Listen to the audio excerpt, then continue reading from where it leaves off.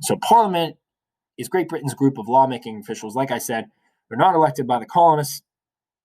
They're elected by the citizens living over in Great Britain. Okay. So some of the colonists are going to resent the power of the colonial governors. So a lot of the colonial governors who are making the colonists follow these laws are the leaders of the colonies. They're not selected by the colonists. They're handpicked or selected by the King of Britain. Okay. So the colonists are going to have no power over the laws that the colonial governor officials are going to be passing and forcing them to follow or creating and implementing in the colony.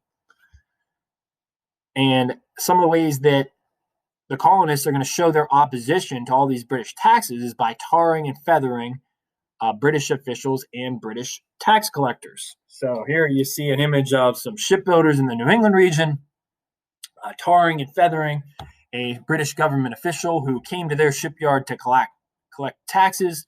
You see them pouring some tea in their mouth, in the tax collector's mouth, because Britain had passed a tax on tea. You see the gentleman tarred and feathered. Okay, so this was a routine thing in the colonies. The group known as the Patriots, who opposed British control over the colonies, are going to tar and feather anybody who supported the British government. Okay, because they're going to be opposed to the British government. So this tax collector collecting taxes for the British government, obviously associated with the British government. These shipbuilders do not like him. So what they're going to do is they're going to pour hot tar all over his body and then put feathers all over him and probably hang him from that little rope that you see in the tree in the background by his feet, and kind of make an example of him saying, hey, you like your Stamp Act, you like your Tea Act that makes us pay all these additional taxes. We'll see how you like the view from this tree while you're covered in hot tar and that we use to build ships with to bind wood together, and feathers from a chicken usually. Okay, so they're going to kind of make an example out of people like this that come into their shipyard. And the tar was very painful. It would burn your skin. You'd often have, second, third degree burns as a result of being tarred and feathered. So another major area of colonial dissatisfaction was that Great Britain wanted strict control over legislators. So, you had those small town meetings that the New England region was having where they would elect their own officials and create their own laws for their towns to follow. Well, all of a sudden, further down the road, Great Britain did not want those meetings to happen anymore.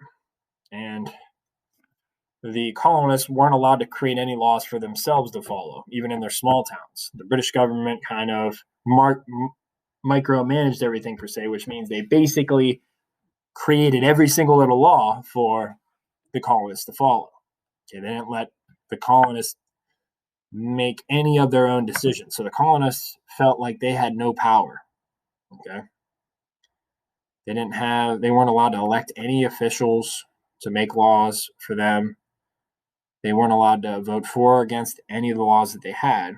So a lot of colonists are going to be very unhappy with that. And of course, the colonies are going to oppose British taxes. How do they show their opposition? By doing things like tarring and feathering tax collectors. And they're going to publish a whole lot of newspapers in opposition to British control over the colonies, and some pamphlets, like a pamphlet known as Common Sense, a gentleman by the name of Thomas Paine, that's going to voice opposition to British control. And they're not going to like the Stamp Act or all the tax acts that follow the Stamp Act, like the Tea Act, the Sugar Act, and the Quartering Act, where they have to house British soldiers because the colonists refuse to pay for their taxes. So the British government says, hey, you don't want to pay for your taxes. You want to destroy tea in the Boston Harbor, like in the event of the Boston Tea Party. Here's what we're going to do to you. We're going to pass a law that forces you to house and feed British soldiers. So when the Quartering Act's passed, that's when the colonists really get upset, because they have to literally let British soldiers live in their homes and they have to feed them. That's what the Quartering Act states.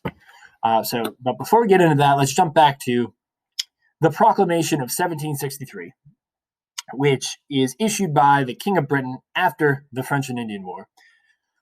And it's going to restrict the Western movement of settlers past that proclamation line that you see right there in that image. Okay, so even though a lot of the colonists helped to win the land west of the Appalachian Mountains for Britain, they're now being told by the British government that they can't settle in those lands, even though they helped Britain win the war against the French and the Indians who owned those lands. They're being told by the British government, oh, even though you helped us win that land, you can't settle out there or explore out there because it's too dangerous. You can't cross this line. So the British government had British soldiers patrolling that line, and anybody that crossed that proclamation line would have to pay a fine. If you got caught crossing it over and over again, you're oftentimes thrown in jail. Okay. Colonists are going to be super upset about that. So in our discussions to come, we're going to talk about how the colonists have a growing opposition to British control over the colonies. And eventually, it's going to lead to them declaring their independence in a document that we'll talk about in a couple weeks. Until then, next time, I'll see you. Enjoy the rest of your day.